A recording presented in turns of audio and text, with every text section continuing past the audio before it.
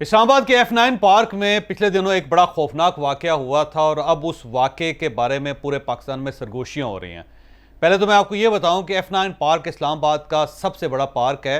ये 750 एकड़ पर मबनी है, पूरा एक सेक्टर है जो हुकूमत पाकिस्तान ने सिर्फ लंग्स के लिए, ऑक्सीजन के लिए, लोगों की वेलनेस के लिए छोड़ा था। यहाँ पे जंगल है, यहाँ पे पानी है, यहाँ पे पौधे हैं, यहाँ पे जानवर हैं और ये 750 एकड़ ये जो ज़मीन है इसमें से सिर्फ 240 एकड़ ऐसी ज़मीन है जिसको हम आबाद कह सकते हैं, बाकी सारे का सारा जंगल है। और इसके अंदर ऐसा भी जंगल है कि जिसके अंदर जानवर हैं और वहाँ पे लोग नहीं जाते। वहाँ पे ये वाकया पेश आया। ये वाकया क्या था, मैं थोड़ी सी आपको डिटेल बता देता हूँ कि यहाँ पे एक शॉप के अंदर एक खातून काम करती है, नौजवान लड़की है। वो अपने एक कुलीग के साथ शाम के वक्त वहाँ वॉक करने के लिए गई और इसके बाद वहाँ पे दो लोग पहुँच गए और उन्होंने उस लड़की को घसीटा और उसे जंगल में ले गए और जो उसके साथ मर्द था उसको भी उन्होंने बांध दिया साइड पर रख के। फिर दोनों ने उसकी आबरूरेज़ी की और वो लड़की उनकी मिन्नतें करती रही, उनके पाँव पड़ती रही, लेकिन उनको रहम नहीं आया और जो वो एक दरिंदगी कर सकते थे उन्होंने किया। दरिंदगी करने के बाद उन्होंने 1000 रुपये का नोट उस लड़की को दिया और उससे कहा कि देखो, अंधेरे में नहीं आते होते, अंधेरे में घर से नहीं निकलते होते, अब ये 1000 रुपया लो और घर वापस जाओ। ये उससे भी ज़्यादा जुल्म था। लेकिन मैं उस लड़की की जुर्रत को और उसकी बहादुरी को सलाम पेश करता हूँ कि उसने ना सिर्फ थाने में जाकर रिपोर्ट लिखवाई बल्कि उसने स्टैंड भी किया इस चीज़ पे। तो मेरा ख्याल ये है कि वो लड़की काबिल तकलीद है और सोसाइटी का वो सिंबल है। वो साबित करती है कि औरतों के अंदर एक रेजिलियंस होनी चाहिए, उन्हें अपने हक़ का, अपनी हिफाजत करने का पूरा इख्तियार हासिल होना चाहिए और उन्हें ये इख्तियार एक्सरसाइज भी करना चाहिए। एक लिहाज से तो मैं ये कहता हूँ। लेकिन उसके बाद जो बाकी चीज़ें सामने आईं वो उससे ज़्यादा खौफनाक है। ये तो एक जुर्म है और नाकाबिले बर्दाश्त जुर्म है, इसकी ज़ाहिर सज़ा होनी चाहिए, मुजरमों को पकड़ना चाहिए। लेकिन इसके बाद जो रियासत का रवैया है वो इससे ज़्यादा ख़तरनाक है। मेरा ख्याल ये है कि अगर हम इन मुजरमों के जुर्म को देखें और इसके बाद जो रियासत के जराइम उसको देखें तो मुझे रियासत के जुर्म या इनका जो रवैया वो ज़्यादा ख़तरनाक, ज़्यादा खौफनाक महसूस होता है। एक तो पुलिस की तरफ से ये वार्निंग जारी की गई कि तमाम ख़वातीन से ये दरख्वास्त की जाती है कि वो रात के वक्त घर से बाहर ना निकला करें और ऐसी जगह पर ना जाया करें जहाँ पे अंधेरा है। एक तो ये इंतहाई खौफनाक और काबिल मजम्मत किस्म का नोटिफिकेशन है, इस किस्म का एलामिया है जिसे एक सिविलाइज सोसाइटी में एक्सेप्ट नहीं किया जाना चाहिए। एक बात। दूसरा, IG साहब ने पब्लिक अकाउंट्स कमेटी में चंद दिन पहले ये इंकशाफ किया कि हम F9 पार्क के अंदर 700 कैमरे लगा रहे हैं और इन कैमरों को हम सेफ सिटी के साथ लिंक करेंगे ताकि वहाँ पे जो एक्टिविटी हो हमारे पास उसका रिकॉर्ड होना चाहिए। अच्छी बात है, कैमरे लगाएं, आप लगाने चाहिए आपको। लेकिन इसके साथ साथ ये भी कहा जा रहा है कि वो जो मर्द हैं जिन्होंने ये आबरूरेज़ी की है वो पश्तून स्पीकिंग थे, उनका लहजा पश्तूनों जैसा था। और यहाँ पे जो IG साहब हैं या पुलिस है उन्होंने एक बड़ी खौफनाक चीज़ बताई। जब मैंने ये सुनी तो मेरे अपने रोंगटे खड़े हो गए। उन सब ने कहा कि अफ़गानिस्तान के अंदर जब हालात ख़राब हुए तो बहुत सारे अफ़गानी लोग पाकिस्तान की सरहद क्रॉस करके वो मुख्तलिफ़ शहरों से होते हुए इस्लामाबाद के अंदर आ गए। और अब अगर इस्लामाबाद का सर्वे करवाया जाए तो यहाँ पे हज़ारों की तादाद में ऐसे लोग हैं जिनका कोई अता पता नहीं है, जिनके कोई नियर अबाउट्स नहीं पता, जो लोग कौन है, कहाँ से आए, किसी को कुछ पता नहीं है। इसके साथ साथ खैबर पख्तूनख्वा क्योंकि बहुत करीब है और यहाँ पे ज़ाहिर रोड नेटवर्क बहुत अच्छा बन गया है, तो वहाँ से भी बेशुमार ऐसे लोग आए हैं कि जिनके बारे में कुछ पता नहीं है कि वो कहाँ से आए हैं और क्या उनके पास शनाख्ती कार्ड है या नहीं है, या वो इस्लामाबाद में कहाँ रह रहे हैं। इस्लामाबाद की एडमिनिस्ट्रेशन को इनके बारे में कुछ पता नहीं। और पुलिस की अपनी असेसमेंट है और सीक्रेट एजेंसियों की अपनी असेसमेंट है कि 6 महीने के बाद इस्लामाबाद रहने के काबिल नहीं रहेगा, क्योंकि इसमें ऐसे लोग आगे हुए हैं कि जिनके पास ना कोई रोज़गार है, जिनके पास ना कोई रिहाइश है, जिनके पास ना कोई ठिकाना है। और अब ये लोग क्या करेंगे? अब आप खुद अंदाज़ा लगाइए कि अगर आप नौजवान हो और आप एक ऐसी अजनबी जगह पर चले गए हों जहाँ पर लोग खुशहाल हों और आपके पास करने के लिए कुछ ना हो, आपके पास काम ना हो, आपके पास कोई रोज़गार ना हो, तो आप क्या करेंगे?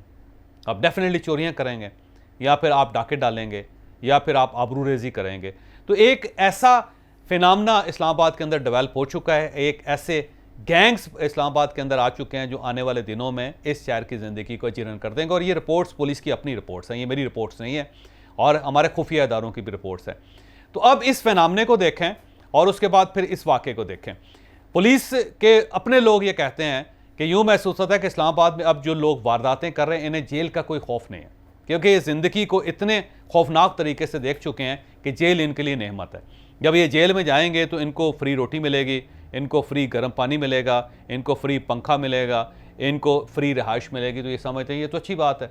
कोई छोटा मोटा जुर्म करें, पुलिस इनको पकड़े और जेल में भिजवा दे और ये मज़े से ज़िंदगी गुजारे। लिहाजा ये जो लोग हैं ये कोई आम लोग नहीं हैं, इनके लिए जेल मैटर ही नहीं करते और ये जितना अरसा दाव लगाना चाहते हैं लगा देते। मशकूर साहब हमारे इस वीलॉग के एडिटर हैं और प्रोड्यूसर भी हैं और हम सब उनके मुताहत हैं, इनके साथ काम करते हैं।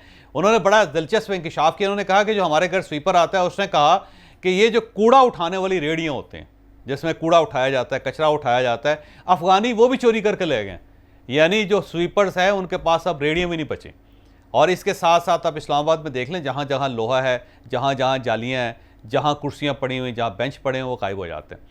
अब ये बेंच उठाने वाले लोग कौन हैं, कुर्सियाँ उठाने वाले लोग कौन हैं, कचरे की जो रेडियाँ हैं वो उठाने वाले कौन हैं, ये जो न्यू साइन बोर्ड्स होते हैं उनको कौन ले जाता है, ये जो दुकानों के बाहर जो चीज़ें पड़ी होती हैं उनको कौन उठा के ले जाता है, और ये जो चलते चलते किसी से पर्स छीन लिया जाता है, किसी से मोबाइल छीन लिया जाता है, किसी का मोटरसाइकिल छीन लिया जाता है, किसी की गाड़ी छीन ली जाती है, किसी के गाड़ी के व्हील कप उठा लिए जाते हैं, कौन ले रहा है। तो मेरा ख्याल है आने वाले दिनों में ये इशू बहुत ज़्यादा सीरियस हो जाएगा। एक चीज़ तो मैं आपके सामने ये रखना चाहता हूँ। अब एक और सवाल भी है जो आज के इस वीलॉग का मौजू है, जिसकी वजह से हम ये सारा वीलॉग कर रहे हैं। वो सवाल ये है कि मुजरम जुर्म करता क्यों है। ये एक सवाल है, पूरी दुनिया में ये सवाल पूछा जाता है और पूरी दुनिया में इसका जवाब दिया जाता है। ये याद रखें कि मुजरम को सिर्फ एक चीज़ है कि जो जुर्म करने पे मजबूर कर देते हैं, और वो चीज़ है कानून की कमज़ोरी। जब मुजरम को ये पता होता है कि कानून में मुझ तक नहीं पहुंच सकता, वो मुझे गिरफ्तार नहीं कर सकता, और अगर गिरफ्तार कर भी ले तो मुझे सज़ा नहीं दे सकता, तो फिर जुर्म करने की ख्वाहिश उसमें इजाफा हो जाता है, एक हौसला बढ़ जाता है बंदे का, फिर वो मुजरम बन जाता है। पाकिस्तान के कानून में, पाकिस्तान के स्टेट में सबसे बड़ी खामी यह है कि हम मुजरम को गिरफ्तार नहीं कर पाते, हम मुजरम तक पहुँच ही नहीं पाते। हमारा मैकेनिज़्म इतना कमज़ोर है कि हम उस तक रसाई नहीं कर पाते कि जिसने ये जुर्म किया। लिहाजा मुजरम का हौसला बहुत बुलंद होता है।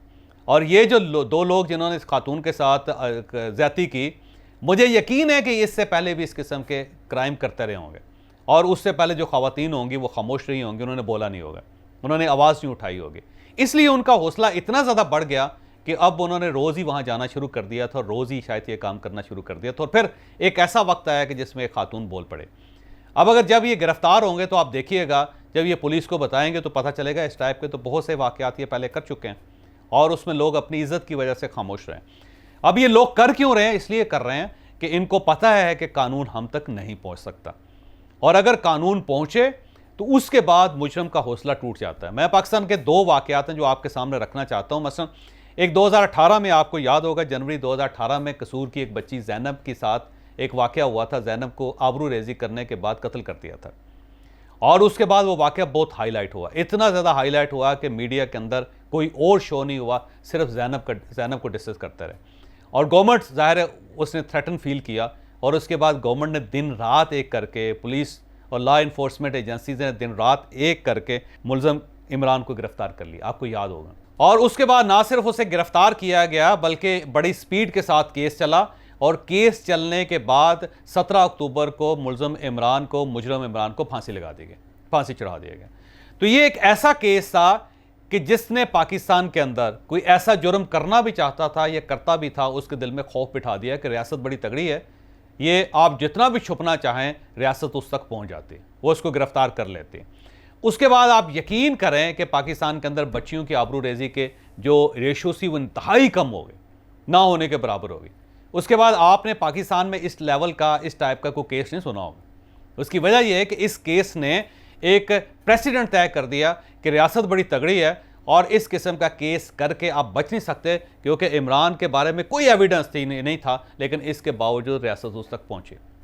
सेम इसी तरह एक केस मोटरवे रेप केस था, आपने सुना होगा। ये केस 9 और 8 सितंबर की दरमियानी रात 2020 को हुआ था। मोटरवे पे एक खातून गाड़ी चला रही थी, किसी जगह पहुंच के उसका पेट्रोल ख़त्म हो गया, और वहाँ पे दो मुलज़म आए, एक का नाम आबद मल्ली था, दूसरे का नाम शफकत अली था।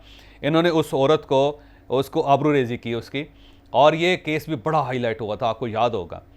लेकिन स्टेट डट गई, और डटने के बाद ये एक ऐसे मुलज़म थे कि जिनके बारे में कोई एविडेंस नहीं था, ये बहुत दूर से आए थे और इनका काम ही ये था कि बड़ी दूर जाके इस टाइप की वारदातें करते थे और इनके पास कुछ स्मार्टफोन भी नहीं था कि इन तक पहुंचा जा सके। लेकिन रियासत ने दिन रात एक करके ना सिर्फ इनको गिरफ्तार किया, गिरफ्तार करने के बाद इन्हें सजाए मौत भी हुई। और ये केस भी इतना हाईलाइट हुआ कि आज देख लें कि 2020 से आज 2023 हो गया, 3 साल हो गए, मोटरवे पे इस टाइप का एक भी वाकया नहीं हुआ। उसकी मेन रीज़न ये है कि स्टेट ने जब एक प्रेसिडेंट तय कर दिया कि आप अगर इस किस्म की कोई हरकत करेंगे तो रियासत आपको गिरफ्तार कर लेगी, आप कहीं भी छुप जाएं, आप रियासत की आंखों से ओझल नहीं हो सकते। अगर स्टेट इस तरह काम करे तो फिर किसी मुजरम को हौसला नहीं पड़ता कि वो ये हरकत कर सके। लेकिन इस टाइप के जुराइम इसलिए भी हो रहे हैं क्योंकि मुजरमों को पता है कि स्टेट तो बड़ी बेबस है, इसके पास तो कोई ऐसा एविडेंस है भी नहीं। यहाँ पे अगर एक लड़की को रेप कर भी दिया जाए तो रियासत क्या कर लेगी? ये आईजी साहब, ये डीआईजी साहब, ये पुलिस एहलकार घर बैठ जाएंगे जाके, हमें तो कोई पकड़ ही नहीं सकता। दूसरा ये है कि हमने ये वारदात यहाँ से की है, हम बस पे बैठ के खैबर पख्तूनख्वा वापस चले जाएंगे, या हम जनूबी पंजाब वापस चले जाएंगे, या हम कश्मीर वापस चले जाएंगे। ये भी याद रखें कि इस्लामाबाद के अंदर बहुत सारे ऐसे मुजरम हैं कि जो बस पे बैठ के अपने इलाकों से आते हैं, रात इस्लामाबाद के अंदर वारदात करते हैं और उसके बाद वो किसी बस में, किसी वैगन में बैठ के वापस चले जाते हैं। और ज़ाहिर है पुलिस उन्हें यहाँ तलाश करती रह जाती है और पता चलता है 400 किलोमीटर दूर चले गए। और ये जो 400 किलोमीटर से दूर आके इस्लामाबाद के अंदर वारदात करके वापस चले जाना, इसकी वजह यह है कि सबको यकीन है कि रियासत हम तक नहीं पहुँच सकती। अब अगर आप इन जराइम को रोकना चाहते हैं तो आपको 700 कैमरे लगाने की ज़रूरत नहीं है, आपकी सिर्फ एक रिट होनी चाहिए। मुजरम को पता होना चाहिए कि मैंने अगर ये जुर्म किया तो मैं बच नहीं सकूंगा, मैं कब्र में भी चला गया तो रियासत मुझे खोद के बाहर लाएगी और ला के मेरी लाश को फांसी देगी। ये हो नहीं सकता। सेम इसी तरह जैसे अमेरिका के अंदर है, जैसे यूरोप के अंदर है, जैसे यूई के अंदर है कि यूई में एक ड्राइवर ने वहाँ पे इस टाइप की हरकत की थी और इसके बाद वो वहाँ से आके पाकिस्तान के अंदर खैबर पख्तूनख्वा में छुप गया था। लेकिन यूई की गवर्नमेंट 3 साल उसका पीछा करते रहे और पीछा करके उसने आइडेंटिफाई किया और पाकिस्तान से ना सिर्फ उसको गिरफ्तार किया गया बल्कि वापस यूई ले जाके उसको फांसी दी गई। तो उसके बाद आप देख लें कि वहाँ पे किसी शख्स ने इस टाइप की हरकत करने की जरूरत नहीं की। उनको पता है कि ये 3-3 साल बाद भी खोद के निकाल लेते हैं बंदे को। तो रियासत अगर ये चाहती है कि पाकिस्तान क्राइम फ्री हो तो फिर उसे रिट स्टैब्लिश करनी पड़ेगी, उसे ये साबित करना पड़ेगा कि भाई साहब ये हो नहीं सकता कि आप कोई इस मुल्क के अंदर या इस शहर के अंदर कोई गलत हरकत करें और उसके बाद आप बच जाएँ। तो मेरी आईजी साहब से दरख्वास्त है कि आप 700 कैमरों की तरफ ना दौड़ें, आप मेहरबानी करके इन दोनों मुजरमों को गिरफ्तार करें और फिर एक प्रेसिडेंट बनाएं कि रियासत बड़ी तगड़ी है। ये हो नहीं सकता कि इस्लामाबाद में कैपिटल टेरिटरी में आके कोई जुर्म करके आप वापस चले जाएं या छुप जाएं और रियासत अपने घर में सोई रहे। और अगर आप ये नहीं करते तो आप 700 क्या 7 लाख कैमरे भी लगा लें, कोई फ़र्क नहीं पड़ेगा।